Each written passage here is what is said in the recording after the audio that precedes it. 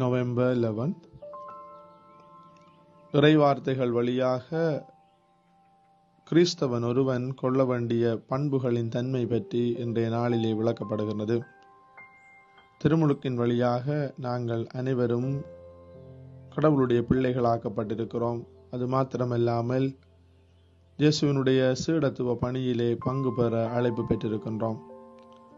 இன்றைய முதல் வாசகத்திலே புனித பவுலடிகளார் தீத்துவுக்கு எழுதிய திருமுகத்திலே திருச்சபையின் மூப்பராக கண்காணிப்பாளராக இருக்கிற ஒருவர் எவ்வாறான நற்பண்புகளோடு வாழ வேண்டும் என்பதையும் அவற்றை கொண்டிருக்க கூடாது என்பதையும் அவர் தெளிவாக விளங்கப்படுத்துகின்றார். அதன் அடிப்படையிலே அவர்கள் குறைச்சொல்லுக்கு ஆளாகாதிருக்க வேண்டும். அகந்தை, முன்கோபம், குடிவரி, வன்முறை, இழிவான ஊதியத்தின் மேல் ஆசை என்பவற்றை விலக்க வேண்டும் என்று கூறுகின்ற அதே வேளையிலே விருந்தோம்பலிலும் நன்மை செய்வதிலும் கட்டுப்பாடு, நேர்மை, அர்ப்பணம், தன்னடக்கம் போன்றவற்றில் முன்னேற வேண்டும் என்றும் கூறுகின்ற அதே வேளையில் இனச்செய்தி வாசகத்தில் இயேசு ஆண்டவர் இன்னும் ஒரு அற்புதமான உண்மையை சொல்லுகிறார்.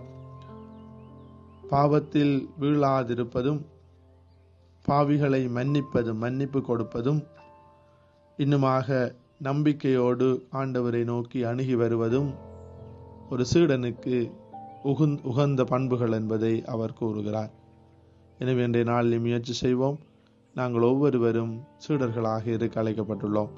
எனவே சீடத்துவ பண்புகளை நம்முடைய வாழ்க்கையிலே பெருக்கிக் கொள்ளுவோம். ஆமேன்.